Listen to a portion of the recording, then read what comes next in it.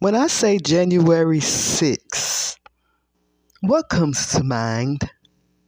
Well, if you are from the United States of this here America, I know the first thing you're going to think of is the insurrection at the Capitol. And even if you're not, that news, that footage of those white people breaking into the Capitol was shown around the world. I also think of all these conspiracy theory groups that was part of that whole insurrection. Proud Boys, QAnon, etc., etc. And speaking of Proud Boys, Joe Biggs, a Proud Boys leader, was convicted of seditious conspiracy, who the government said served as an instigator and leader during the January 6 attacks on the U.S. Capitol. And he was sentenced to 17 years in federal prison. It is among the longest sentences in the Capitol riot cases. The record is the 18-year sentence given to Oath Keepers founder Stuart Rhodes, who was also convicted of seditious conspiracy after prosecutors sought 25 years in federal prison. The government sought 33 years for Biggs, an Army veteran who sustained a head injury in Iraq and then was a correspondent for the conspiracy website InfoWars.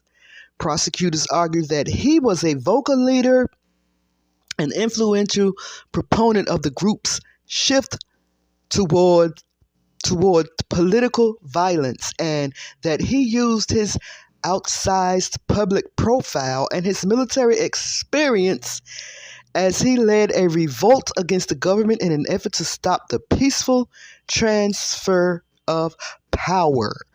U.S. District Judge Timothy Kelly, who handed down Biggs' sentence, ruled earlier in the hearing that Biggs' turn down of a fence between police and rioters qualified himself for a terrorism sentencing enhancement sought by prosecutors. Destroying the fence was a deliberate, meaningful step that contributed to the disruption of the electoral vote count occurring in the Capitol, Kelly said. Biggs was convicted in May of seditious conspiracy to obstruct an official proceeding, obstruction of an official proceeding, conspiracy to use force, intimidation, or threats to prevent officers of the U.S. from discharging their duties, interference with the law enforcement during civil order, and destruction of government property. Biggs went to trial alongside Enrico Tarrio, Ethan Nordine, Zachary Real, and Dominique Pizzola. All five were convicted of felonies, and all but Pizzola was convicted of seditious conspiracy. The other bad boys were also to be sentenced in the coming days. Real on Thursday afternoon, Pizzola and Nordine on Friday, and Tarrio on Tuesday. Kelly sentenced Real, and I don't even know if I'm pronouncing these names right, but that's what they look like to me. Well, he was sentenced on Thursday afternoon to 15 years in federal prison. Prosecutors had sought 30 years. You did spray that officer, and then you lied about it, Kelly told Real, or however you say his name. Those are what we call in the law bad facts. In a selfie video he recorded outside of the Capitol on January 6, 2021, Biggs said January 6 will be a day of infamy. Norm Pattis, an attorney for Biggs, said in closing arguments at trial that the Proud Boys commander-in-chief, former President Donald Trump, sold them a lie, referring to the lies about the 2020 election. Before his sentence was handed down, he said that he was sorry and that he knew he messed up on January 6th. I apologize for my rhetoric, Biggs said, adding that he used it as a way to deal with what was going on with his family after a member of their family molested his daughter. I'm so sorry. I'm not a terrorist. I don't have hate in my heart. Biggs grew emotional as he talked about his daughter, swearing on her life that he intended January 6th to be his last event with the Proud Boys. I'm done with it. I'm sick and tired of left versus right, Biggs said. The only group he wants to be affiliated with, he said, is his daughter's PTA. During the government's presentation earlier in the hearing, Assistant U.S. Attorney Jason McAuliffe stressed the seriousness of the Proud Boys' actions on January 6, calling them among the most serious crimes that the court will consider. There's a reason why we will hold our collective breath as we approach future elections, McAuliffe said. We never gave it a second thought before January 6. After January 6, Americans will think twice about taking children to polling places or attending events like inaugurations, which was what the Proud Boys intended, McAuliffe said.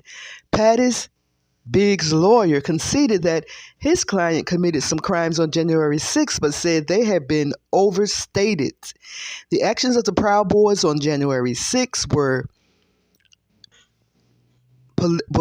a political behavior up until the riot turned violent, Pattis said, arguing that prosecutors had used his client's political speech as evidence of criminal intent. We have to be careful to count speech for what it is and not what it might do, he said. To treat these men as terrorists will be, in my view, the functional equivalent as the destruction of Waco, Pattis said, referring to the law enforcement siege of the Branch Davidian compound in Waco, Texas in 1993. Despite applying the terrorism enhancements to Biggs, Kelly agreed that enhancement overstates Biggs' conduct. It's not my job to label you as a terrorist, and my sentence today won't do that, no matter what it is, he told Biggs before he delivered the sentence. What happened on January 6 harmed an important American custom that helps support the rule of law and the Constitution, he said. That day broke our tradition of peacefully transferring power, which is among the most precious things that we had as Americans. Notice I said had. We don't have it anymore. So there you have it, y'all. According to NBCnews.com, those were the sentences that was laid down on some of the Proud Boys members. And frankly, I am surprised that they got those amount of years. It could have been a little longer, but I am surprised. I did not expect this at all. What do y'all think? Let me know or don't. I don't care. It's your girl, B Sparrow. BuzzTweet Talk Radio, the No Audience Podcast for the scattered till he gathered the sons and daughters of the diaspora.